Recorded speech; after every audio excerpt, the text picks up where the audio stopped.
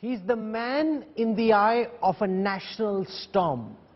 The demolition of the Supertech Twin Towers was watched by viewers all across the country. The man who helms this enterprise, R.K. Arora, hasn't spoken to the media in an interview since this story gathered momentum and it became such a national issue. Joining us now, live and exclusive on the India Today news track, is R.K. Arora, chairperson of the Supertech Group. There are questions which I'm sure have been whirling in your mind. We'll try and put them to R.K. Arora over the next several minutes. Mr. Arora, welcome to India Today.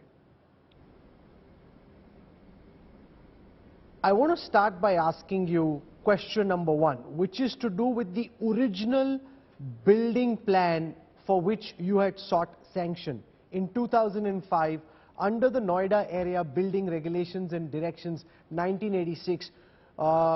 You were allowed to construct 14 towers with 10 floors, each up to a height of about 37 meters. You were given additional land, and then you had a plan which allowed you to build 15 towers with 11 floors. But ultimately what you ended up doing was having 40 floors in those two towers.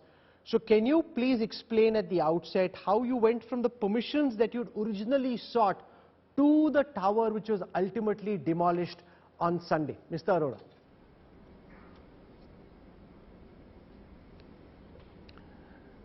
Thank you, Rahul. I'll just explain you. Actually, we are the developer and taking the approval from the authority. And here in Sector 93, we got a one land from the authority in 2005. And the development का norms मैं आपको बताना चाहता हूँ कि development is basically on the basis of the FAR and the density, कि कितना उसके ऊपर घर बनेगा और कितने लोग रहेंगे. तो we have taken the approval in 2005, 2006, फिर 2009. Basically, it was every time it was the revision of the plan as per the rule. तो initially हम लोगों ने करीब 54,000 स्क्वायर मीटर लैंड के ऊपर ये अप्रूवल लिया, और अप्रूवल के लिए हमने इनिशियली जो स्टार्टिंग में जो अप्रूवल लिया था वो 15 टावर का लिया था, एंड फर्दर उसके बाद 2 टावर का अप्रूवल और लिया. इसलिए मैं आपको एक्सप्लेन करना चाहता हूं कि why the 15 tower and why then further 2 tower, because क्योंकि initially the FAR was 1.5 from the Noida authority and later on this was going to increase as per the government policy, कि अगर कोई 1.5 FAR से ज्यादा बनाना चाहता है then he can take the purchasable FAR. तो अकॉर्डिंगली हमने परचेजेबल FAR लिया. तो like I will just explain you कि first phase was taken of 15 tower और 15 टावर का कंस्ट्रक्शन शुरू किया और 15 टावर का डिलीवरी 2009 में लोगों को दे दिया. But I tell you simultaneously कि 2 टावर फर्दर और भी थे उसमें जिसका अप्रूवल हमने कम हाइट का ले रखा था, बट कंस्ट्रक्शन चालू नहीं किया था, बिकॉज परचेजेबल FAR था सरकार की तरफ से, नोएडा की तरफ से, कि अगर आप इसमें एज पर पॉलिसी आप एक्स्ट्रा FAR लेना चाहते हो तो आपको इतना इतना पैसा जमा करना पड़ेगा. तो after completion of 15 tower we have delivered to the home buyer in Emerald Court, and 2009 में हमने दोबारा उसके ऊपर 2 टावर पे काम स्टार्ट किया, और 2 टावर को हमने परचेजेबल FAR की पॉलिसी के नियमानुसार, मतलब as per the policy of the building bylaws, we have made the revision in the plan after making the payment to the authority. No, but the question, sir, is I was looking at the Supreme Court judgment in this case. Now, you were granted permission by the Noida authority in November 2009 for the construction of the 2 towers. But you started construction in these 2 towers in July 2009.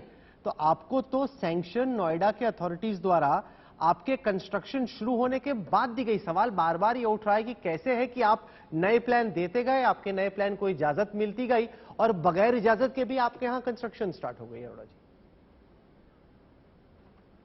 नहीं, मैं आपको explain करता हूं। Actually जो मैंने अभी आपको बताया था कि टोटल लैंड के ऊपर इनिशियली 17 टावर अप्रूवल हुए थे, जिसमें 15 टावर का पोजीशन दे दिया और 2 tower was for the height of 11 story, not at 24 या 40 इनिशियली वो था। तो जो आप कह रहे हो ना कि कंस्ट्रक्शन पहले चालू कर दिया, कंस्ट्रक्शन जो पहले स्टार्ट किया था वो on the basic approval which was planned for go up to the 11 story and which was the planned within the FAR of 1.5.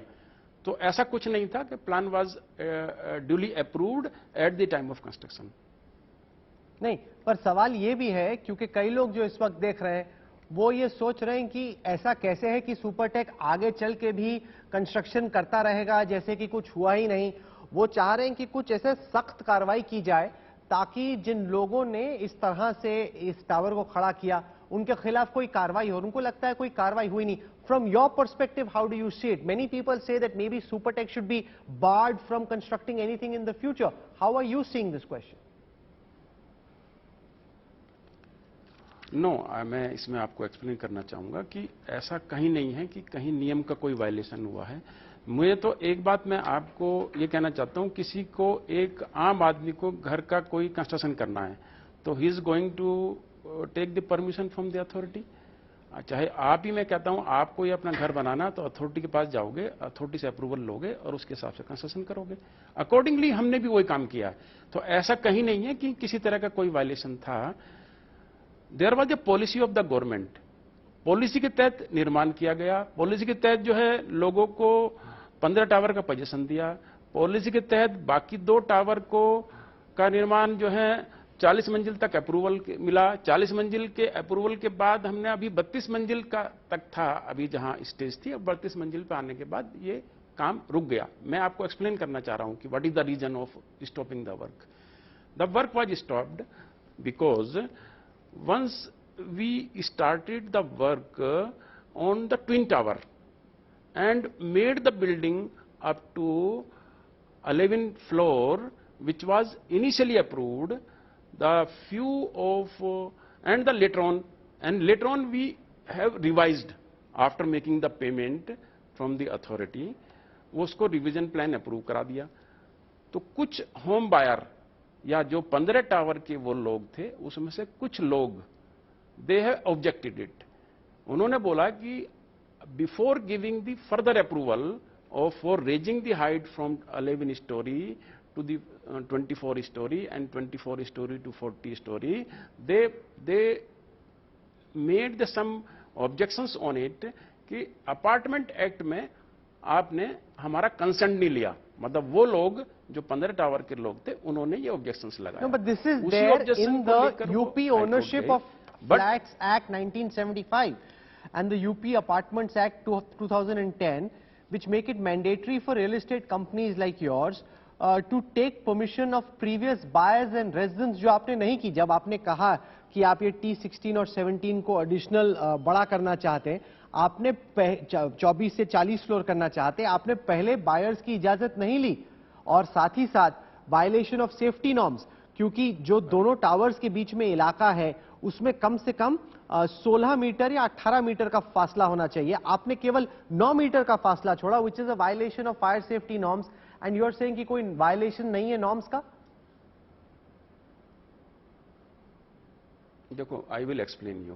Okay, कि आपने जो बोला है कि यूपी अपार्टमेंट एक्ट 1975 और यूपी अपार्टमेंट ऑफ 2010, बेसिकली मैं एज ए डेवलपर अथॉरिटी के पास जाता हूं कि जी मेरा नक्शा पास कर दीजिए, तो वो नक्शा उसके ऊपर पास कर देते हैं। जो एक्ट का वायलेशन जो आप कह रहे हैं अपार्टमेंट एक्ट का, हमने कोई अपार्टमेंट एक्ट का वायलेशन नहीं किया, क्योंकि उस दौरान जिस दौरान ये नक्शा पास हो रहे थे अथॉरिटी के अंदर, नोएडा अथॉरिटी के अंदर अपार्टमेंट एक्ट एडॉप्ट ही नहीं था। और ये केवल हमारे प्रोजेक्ट के ऊपर नहीं था, it was for the all approval in the area. जो अप्रूवल इस एरिया में करी गई 2010 टू 2014 तक कोई भी अपार्टमेंट एक्ट के ऊपर कंसेंट नहीं लिया जा रहा था। आप मुझे एक भी बिल्डिंग की अप्रूवल दिखा दीजिए कि जी इस बिल्डिंग को इन्होंने अपार्टमेंट एक्ट के ऊपर कंसेंट लिया, बिकॉज क्योंकि apartment was not adopted by the authority and it was adopted after the high court judgment. जैसे ही हमारा हाई कोर्ट का जजमेंट वहां से एडवर्स हो गया, देन उन्होंने पॉलिसी बनाई और उसको अडॉप्ट किया।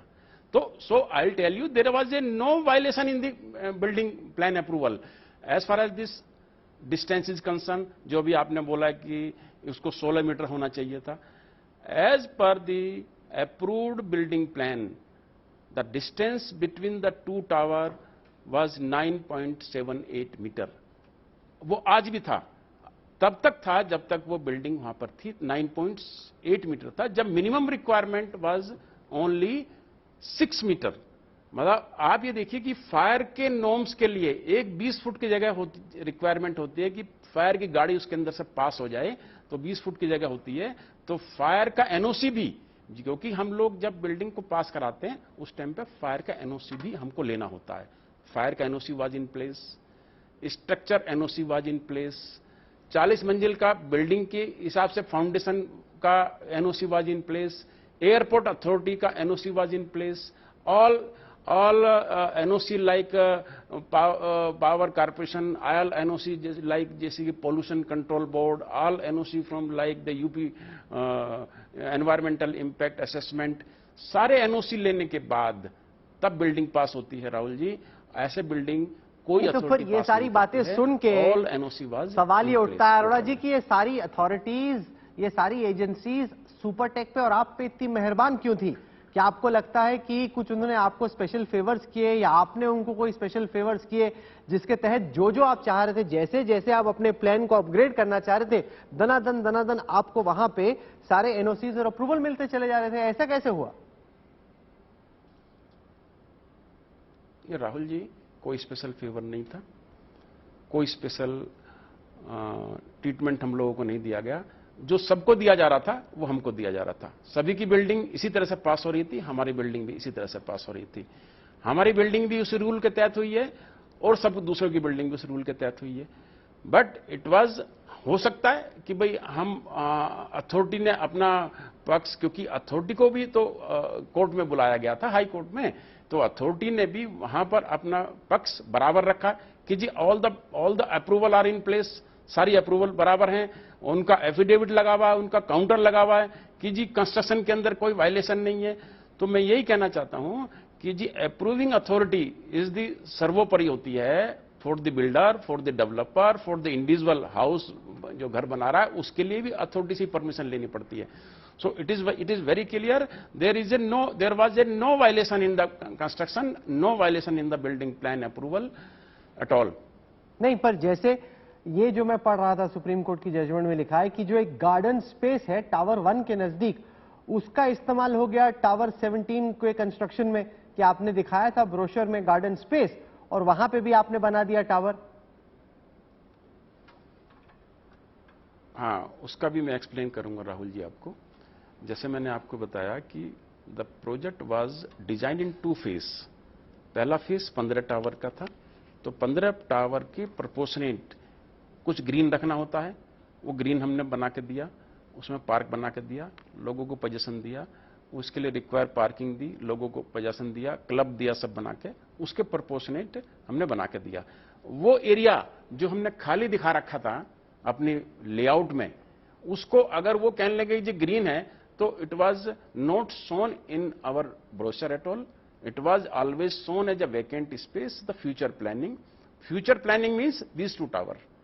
तो उसके दीज 2 टावर के लिए required parking, required green, required infrastructure, required common area, वो इसके लिए हमने इधर तैयार किया, पार्किंग भी बनाई है।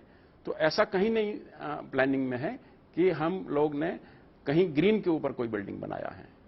नहीं, जो एफआईआर में पढ़ रहा था उसमें नोएडा अथॉरिटी के 2 चीफ एग्जीक्यूटिव ऑफिसर्स, 24 और सर्विंग और रिटायर्ड ऑफिसर्स के खिलाफ करप्शन और क्रिमिनल कंस्पिरेसी के चार्ज लगाए और सुपरटेक के साथ साठगांठ का उन पे आरोप लगाया गया और इसको एक एसआईटी ने भी प्रोब किया।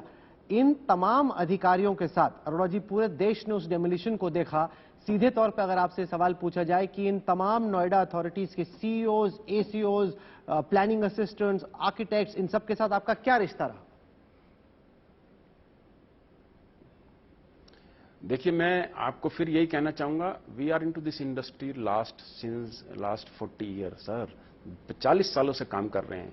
अप्रूवल कराते हैं, बिल्डिंग बनाते हैं, अप्रूवल कराते हैं, बिल्डिंग बनाते हैं। अप्रूवल कराने की अथॉरिटी डेवलपमेंट अथॉरिटीज की होती है। हम एज ए डेवलपर अपनी चीजों को लेके जाते हैं। कोई चीज को हमने कहीं, we are not involve in the corruption at all. हमारा कोई करप्शन से कोई लेना देना नहीं है। हमारा काम होता है बिल्डिंग प्लान को अप्रूवल कराना as per the policy, as per the building regulations, as per the government orders. उसके हिसाब से बिल्डिंग पास कराई जाती है। कोई किसी तरह का करप्शन इसमें नहीं है। इट इज सो अनफॉर्चुनेट कि किसके खिलाफ क्या एक्शन हुआ उसके बारे में मुझे कुछ नहीं कहना है, बट हमारा building as per the policy pass हुआ है और as per the layout, as per the approval हमने लोगों ने बिल्डिंग को तैयार किया था। संडे को जब ये टावर्स डिमोलिश हो रहे थे, आप कहां पे थे? क्या आपने देखा उन टावर्स को डिमोलिश होते हुए? और मैं देख रहा था डिमोलिश होते हुए लाइव, जिस वक्त पे आपके टावर्स डिमोलिश हो रहे थे, as the chairman of Supertech, आपके जहन में उस वक्त क्या बीत रहा था? देखिए सर, हम लोगों ने वो बिल्डिंग तैयार की, बहुत बड़ी मेहनत से तैयार करी। जब 2009 में हमने इसकी फाउंडेशन डाली तो उस टाइम पे यहाँ इतनी हाई राइज बिल्डिंग का कल्चर नहीं था। तो हम लोगों ने, मैं पर्सनली, हमारे स्ट्रक्चर डिजाइन ने ये बिल्डिंग का डिजाइन करके दिया। तो मैंने उनको फिर बुलाया कि come with me and sit with me, कि आपने जो बिल्डिंग डिजाइन की है क्या ये सिस्मिक जोन 4 के हिसाब से डिजाइन करी है? He said yes, but I was not satisfied. I said कि भाई I need this seismic zone 5, एक जोन ऊपर के लिए चाहिए। कहता साहब स्टील बढ़ जाएगा, सीमेंट बढ़ जाएगा, फाउंडेशन की कॉस्ट बढ़ जाएगी, बिल्डिंग की कॉस्ट बढ़ जाएगी। Then I said no, I want the safe building. मुझे आप मेरा स्ट्रक्चर में अगर मेरा 5 किलो स्टील ना लग के अगर 6 किलो स्टील भी लगता है तो I will make the payment. तो साहब जो आप मुझसे बात करिए ना कि इस दौरान आपको क्या लग रहा था, it was very painful for me कि जिस बिल्डिंग को मैंने पर्सनली हर चीज को डिजाइन कराते हुए ऐसी बिल्डिंग को सेफ डिजाइन कराया कि जिस होम बायर जिसको भी रहेगा, जो भी रहेगा उस बिल्डिंग में, उसके लिए लाइफ लॉन्ग, जिंदगी भर तक की कमाई उस बिल्डिंग के अंदर लगेगी। और हम उस बिल्डिंग को परफेक्टली सेफ मैनर में स्ट्रक्चर प्रॉपर स्ट्रेंथ के साथ डिलीवर करना चाहते हैं। तो ऐसा मेरा विजन था। But it was so unfortunate कि उस बिल्डिंग को उस दिन तोड़ा जा रहा था। उसके बारे में तो मैं अभी क्या कहूंगा, क्योंकि माननीय सुप्रीम कोर्ट का ऐसा आदेश था कि इस बिल्डिंग को गिरा दिया जाए और गिराने का खर्चा भी सुपरटेक बियर करेगा। तो यू कैन एज्यूम अस कि हमारा कितना बड़ा पेनफुल हमारे लिए था कि उस बिल्डिंग को हम लोगों ने बनाया सेफली, उस बिल्डिंग को हम लोगों ने गिराया सेफली, एंड उस बिल्डिंग को गिराने का पैसा हमने दिया। उसके अलावा जो उसमें जो होम बायर थे, हमारे होम बायर का पैसा हमने लौटाया, जो सुप्रीम कोर्ट ने हमको बोला था। माननीय सुप्रीम कोर्ट के आदेश अनुसार we have return all the money to the home buyer. उनको इंटरेस्ट के साथ पैसा एक एक आदमी का लौटा दिया है। माननीय सुप्रीम कोर्ट ने हमको बोला कि सीबीआरआई इसकी टेक्निकल एक्सपर्टाइज देखेगी, उसको फीस भी दी जाएगी। उसको फीस भी हमने दी। ऐसी एजेंसी हम लोग लेके आए कि जिससे कि सेफ डिमोलिशन हो सके, एडजॉइनिंग बिल्डिंग को कोई किसी तरह से खतरा ना हो। मतलब Rahul ji, I will tell you please let me explain you कि उस दिन जिस दिन ये बिल्डिंग गिरनी थी, पूरी रात में सो नहीं पाया था कि किस तरह से वो बिल्डिंग सेफली गिर जाएगी, एडजॉइनिंग एरिया को कोई नुकसान ना हो। तो ऊपर वाले ने ये हमारा बहुत ख्याल रखा। सबका ऊपर वाले की विशेष हुई कि बिल्डिंग सेफली गिर गई और माननीय सुप्रीम कोर्ट के आदेशों का पालन हो गया। ये एक बहुत बड़ा सेटिस्फेक्शन मेरे लिए है और मैंने उसको किया है। Let's talk for a moment about what happens from here. इस वक्त करीब 20,000 आपके फ्लैट्स हैं जो कि कंस्ट्रक्शन में हैं। जितनी सुपरटेक के बारे में चर्चा हुई जब वो टावर्स डिमोलिश हो रहा था, इस वक्त आप शायद देश के सारे सबसे ज्यादा जाने पहचाने बिल्डर्स में एक हो गए, क्योंकि सबने देखा कि सुपरटेक के टावर्स ढहाए गए। लोगों का जो विश्वास एक तरीके से अब सवाल के घेरे में आ गया है कि ये जो 20,000 टावर बन रहे हैं, क्या मेरा घर मिलेगा, क्या मेरा पैसा महफूज है, या फिर कहीं ऐसा तो नहीं कि मेरा टावर भी आगे चल के गिरा दिया जाए, उस सब पे आपका क्या कहना है? राहुल जी, पिछले, जैसे मैंने अभी बताया, पिछले 40 सालों से हम लोग रियल एस्टेट में काम कर रहे हैं और लोगों का विश्वास है, लोगों का ट्रस्ट था। लगभग 70,000 मकान पिछले 40 सालों में डिलीवरी दिए हैं और सेटिस्फैक्टरी डिलीवरी दिए हैं।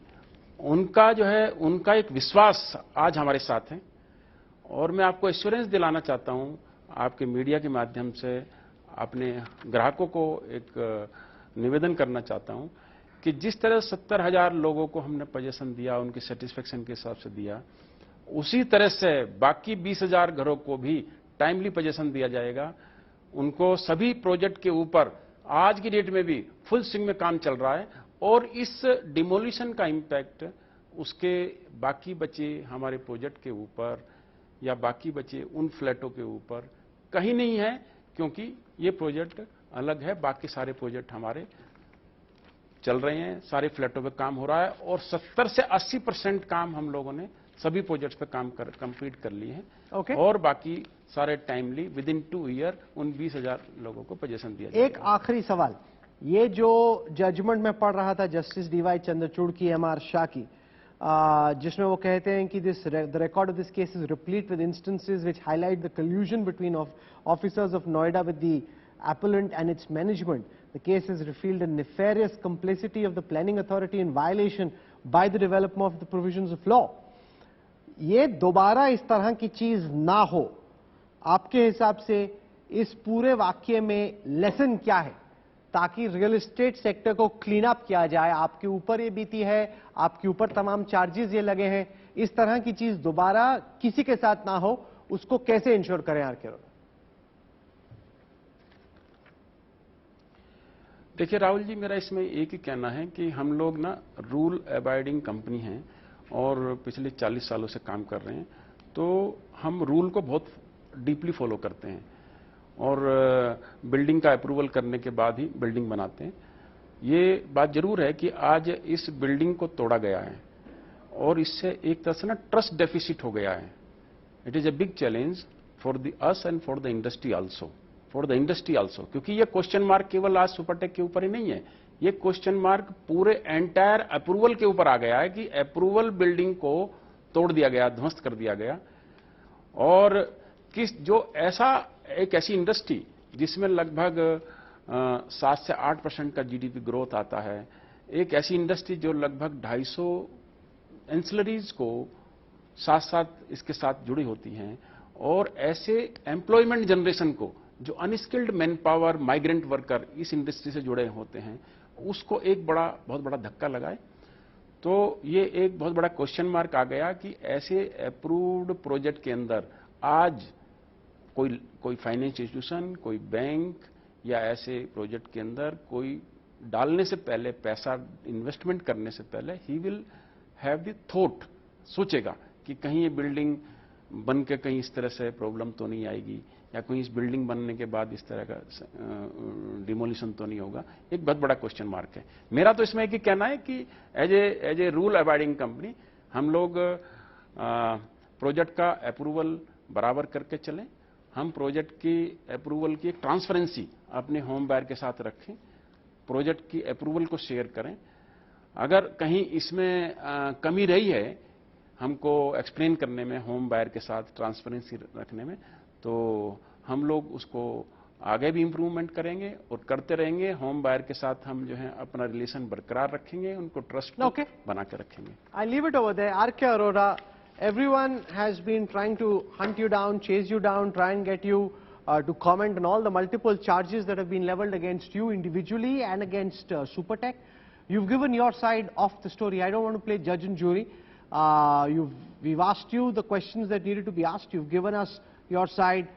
What is very important though to ensure is that this doesn't happen again. This collusion between the builders and the authorities, which the Supreme Court speaks of in its judgment, which is what led to the demolition of the Twin Towers, that isn't going to happen. The trust deficit that you spoke about is very important. There has to be transparency and trust between the builders and the buyers. We leave it over there. R.K. Arora, for joining us on the News Track. Thank you.